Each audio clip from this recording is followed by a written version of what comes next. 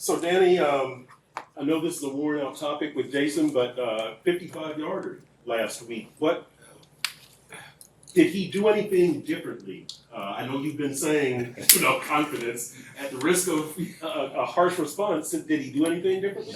No. He's been the same guy all year.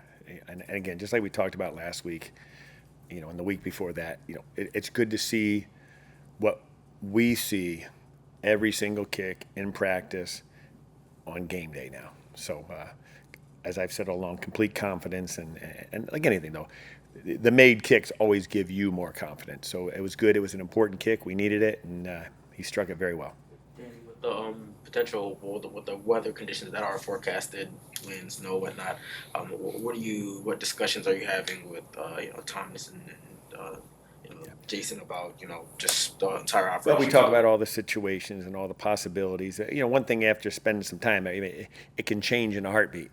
And it could change, when we wake up in the hotel, what's happening at the hotel downtown means nothing what it may be happening in Orchard Park. So, you talk about, what you may get, you look at it, you talk about it, and then you just got to be able to go out and execute. You want to strike a good ball and then let the elements take care of what they're going to do. You can't control that. As long as we hit the ball well, the elements are going to do to the ball what the elements want to do. You can't control that. What you can control is up to your foot hits the football, and that's what we'll concentrate on.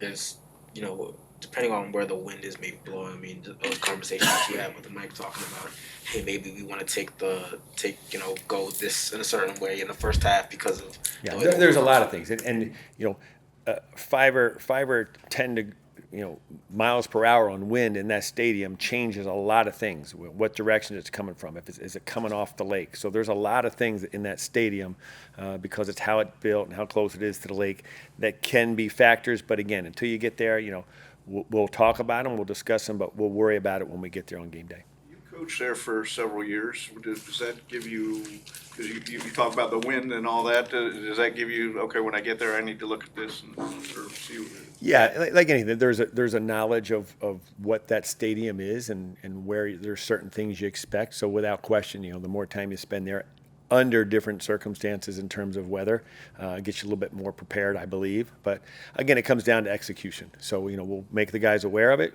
looked at some tape of some different situations in terms of what could be when you talk about weather. And then, again, we just got to go out and execute.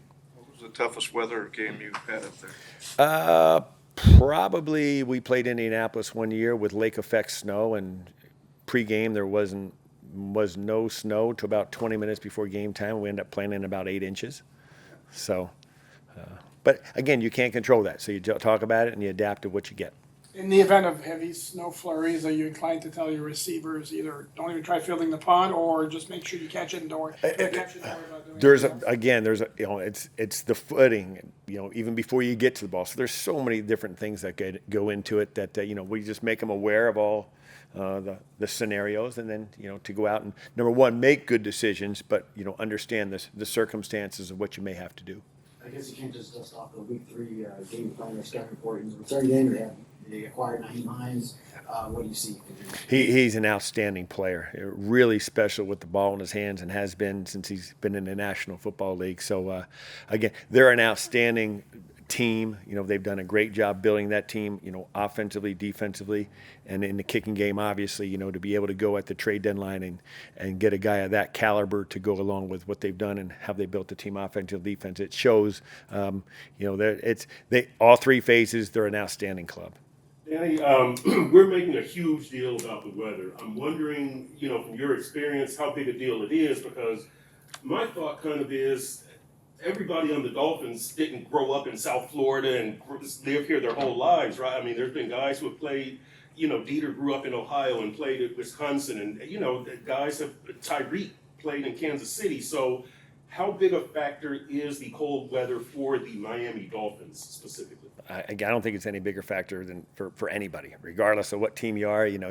We don't get to practice in these certain elements, but everybody has seen them in some time, I'm sure, in their careers, and then you just adapt to it. It's you get a guy that's never been in super hot sun and humidity, and he comes down here. It is what it's going to be. We can't control it, so we're not going to worry about it. We're going to worry about the things that we can control.